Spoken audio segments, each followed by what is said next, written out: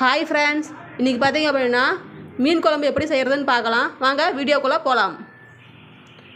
பார்த்தீங்களா, எண்ணெய் பார்த்தீங்கன்னா வடை சட்டியில் ஊற்றியாச்சு. எண்ணெய் நல்லா காயிட்டும். காய்ஞ்சதுக்கப்புறம் பார்த்தீங்கன்னா சின்ன வெங்காயம் நல்லா பொடி பொடியாக கட் பண்ணி வச்சுருக்கிறேன். பச்சை மிளகா, கருவேப்பிலை, இது வந்து தக்காளி பழம், அப்புறம் பார்த்தீங்க அப்படின்னா வெந்தயம் சீரகத்தையும் போட்டு வறுத்து இடித்து வச்சுருக்கேன். இது இஞ்சி பூண்டு பேஸ்ட்டு. சரிங்களா, வாங்க இப்போ வீடியோக்குள்ளே பார்த்தீங்கன்னா எப்படி செய்கிறதுன்னு பார்க்கலாம். வீடியோவை இப்போ முழுசாக பாருங்கள், ஸ்கிப் பண்ணாமல் பாருங்கள். சரிங்களா, இப்போ எண்ணெய் காஞ்சிடுச்சு. ரெண்டு சும்மா வந்து ஒரு ஃபார்மாலிட்டிக்காக வந்து இந்த கடுகு 2 மட்டும் போட்டுக்கலாம், அதிகமாக வேண்டாம்.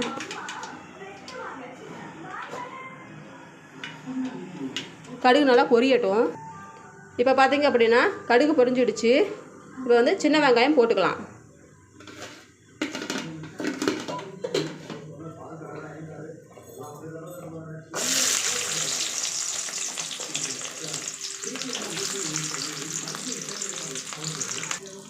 இப்போ பார்த்தீங்கன்னா சின்ன வெங்காயம் ஃபுல்லாக போட்டாச்சு. நல்லா வதக்கிக்கலாம். அதில் பச்சை மிளகாவும் பார்த்தீங்கன்னா உள்ளே போட்டிருக்கேன். நல்லா வதக்கிக்கலாம். ஒவ்வொருத்தர் இந்த டைமில் பார்த்தீங்க அப்படின்னா இதுலேயே பார்த்தீங்கன்னா வெந்தயமும் போட்டு இது பண்ணிக்குவாங்க, முழுசாக போட்டுக்குவாங்க. நம்ம என்ன பண்ணுறோம் அப்படின்னா அது பார்த்திங்கன்னா வெந்தயம் சீரகத்தை நல்லா இடித்து வச்சு இதில் மிக்ஸ் பண்ணிக்கலாம். இப்போ வந்து வெங்காயம் சீக்கிரம் வெந்து வரணுங்கிறதுக்காக வந்து கொஞ்சோண்டு உப்பு சேர்த்துக்கலாம். கொஞ்சோண்டு பார்த்திங்கன்னா தூள் உப்பு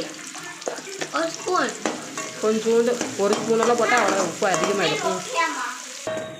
இப்போ பார்த்திங்கன்னா சின்ன வெங்காயம் நல்லா பொன்னிறமாக வதங்கி வந்துடுச்சு, நல்லா வதங்கிடுச்சு.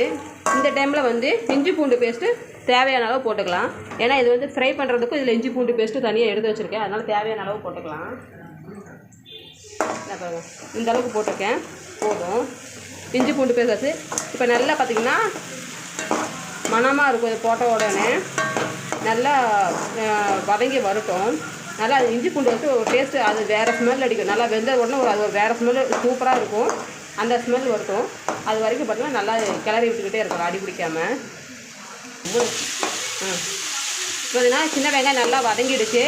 இந்த டைமில் பார்த்தீங்கன்னா இந்த சீரகத்தை வந்து பொடி பண்ணி வச்சுருக்குறோம் இல்லைங்களா, அது போட்டுக்கலாம். பார்த்தீங்கன்னா கொஞ்சமாக தெரியுதுங்களா, இது இப்படி கொஞ்சமாக போட்டாச்சு. இப்போ நல்லா இது பார்த்தீங்கன்னா நல்லா இப்படி கிளறி விட்டுக்கலாம். சூப்பராக இருக்குது. இப்போ பார்த்தீங்கன்னா வெந்தயமும் சீரகமும் போட்டோம்னா வாசம் மணமாக அப்படியே பயங்கர வாசமாக இருக்குது. அது வதங்கி இப்போ நல்லா வதங்கி வந்துடுச்சு. இப்போ கருவேப்பிலையை சேர்த்துக்கலாம். சேர்த்துக்கிட்டு தக்காளி போடலாம். தக்காளியை போட்டாச்சு. நல்லா வதங்கி வரட்டும், வதக்கி விடலாம். இப்போ பார்த்தீங்கன்னா வெங்காயம் தக்காளியெல்லாம் நல்லா வதங்கிடுச்சு. இது கொஞ்சம் வந்து பார்த்திங்கன்னா ரொம்ப இதாக வேண்டாம். இப்போ பார்த்தீங்கன்னா இந்த அளவுக்கு வதங்கினா போதும். இந்த டைமில் வந்து நம்ம சாந்து ஊற்றிக்கலாம். சாந்து 1 கிலோ 50 ரூபாய் மசாலா சாந்து.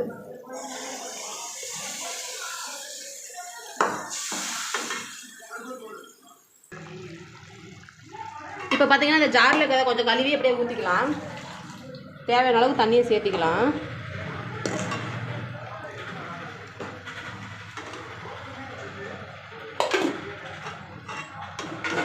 இப்போ நான் தான் சமையல் செய்கிறேன்.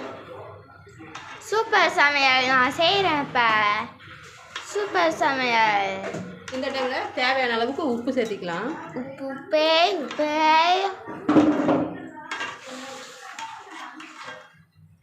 சிந்தாமல் விட மாட்டேன் சமையலையே. நான் சிந்தலை. இப்போ தேவையான அளவு மிளகாத்தூள் போட்டுக்கலாம். மிளகாத்தூள், ஆமாம், தண்ணி கரெக்டாக சேர்த்தியாச்சு. இப்போ வெயில் காலங்கிறதுனால கொஞ்சம் மிளகாத்தூள் கம்மியாகவே போட்டுக்கலாம். போதும். இதுவே கரெக்டாக இருக்கும். மிளகாத்தூள் போட்டாச்சு. அதிகம். இப்போ பார்த்தீங்கன்னா மீன் குழம்பு நல்லா கொதிச்சுக்கிட்டு இருக்கு. இப்போ இந்த டைமில் பார்த்தீங்கன்னா சின்னதாக சும்மா இந்த பக்கம் காட்டுறாப்பில்ல, இங்கே பாருங்கள், புளி பார்த்தீங்கன்னா ஒரு கோழி குண்டு சைஸில் புளி ஊற வைக்கலாம். ஊற வச்சு நல்லா புளியை நல்லா கரைச்சி எடுத்துக்கலாம். பார்த்தீங்கன்னா நல்லா கொதிச்சு வந்துடுச்சு. இந்த டைமில் வந்து கரைச்ச புளியை கொஞ்சம் ஊற்றிக்கலாம்.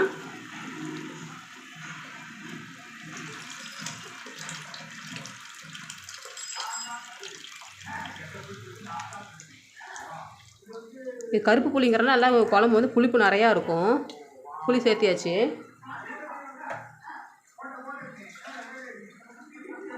நல்லா கொதிக்கணும். இப்போ மீன் குழம்புக்கு புளி வந்தால் தூக்கலாக இருந்தால் தான் நல்லாயிருக்கும், டேஸ்ட் நல்லாயிருக்கும். சரிங்களா?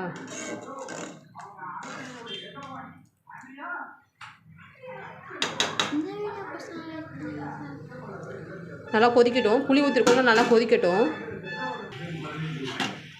இப்போ பார்த்தீங்கன்னா குழம்பு நல்லா கொதிச்சிருச்சு. டேஸ்ட்டும் சூப்பராக இருக்குது. பார்த்தீங்கன்னா நல்லா கொதிச்சு குழம்பு வந்து பார்த்தீங்க அப்படின்னா நல்லா இது மாதிரி கொலன்னு இல்லாமல் ரொம்ப தண்ணியாகவும் இல்லாமல் மீன் குழம்பு இந்த பதத்தில் தான் இருக்கணும். அப்போ தான் சாப்பிட டேஸ்ட்டாக இருக்கும். உப்பு பார்த்துக்கலாம் எவ்வளோ இருக்குன்ட்டு, கரெக்டாக இருக்கான்னு பார்க்கலாம்.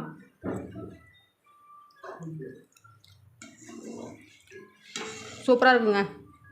உப்பெல்லாம் கரெக்டாக இருக்குது. இந்த டைமில் பார்த்தீங்கன்னா கொஞ்சோண்டு கொத்தமல்லி தலையை தூவிக்கலாம்.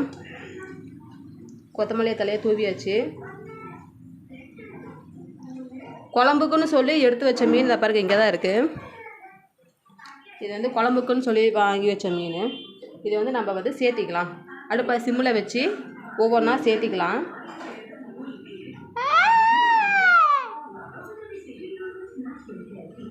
அவ்வளோ போயிடுச்சு காணா. இல்லை உள்ளே போயிடுச்சு.